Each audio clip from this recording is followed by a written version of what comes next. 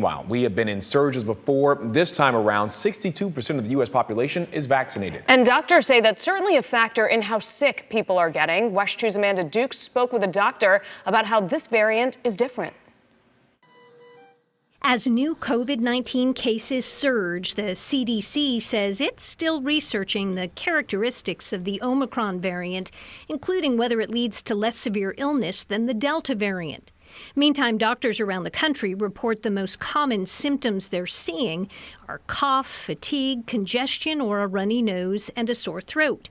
That has some asking if Omicron leads to less severe illness, and researchers say that's a complex question to answer. A lot of people have had a prior infection with COVID-19. A lot of people have gotten their complete initial series of a COVID-19 vaccine. A lot of people have been boosted. USF epidemiologist Dr. Jason Salemi says, well, it does appear likely that the severity of an infection from Omicron is less than it was with Delta. You can't ignore the fact that many of the people being infected with Omicron have already built up an immune response. It can make it look like Omicron is a lot less severe than it actually is for somebody who has never been infected before and may not be vaccinated or who is immunocompromised.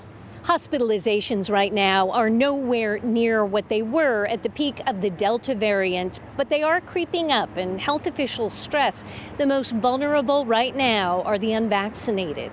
But I don't want to give the impression that it can't still do a lot of damage in somebody who is immunologically naive. So it's still not something that we want spreading like wildfire, because there are still a lot of people that are susceptible to this. Amanda Dukes reporting, WESH 2 News. And there is some anecdotal evidence being reported by doctors that patients with Omicron do not appear to be as likely to lose their sense of taste or smell as with previous variants of COVID-19.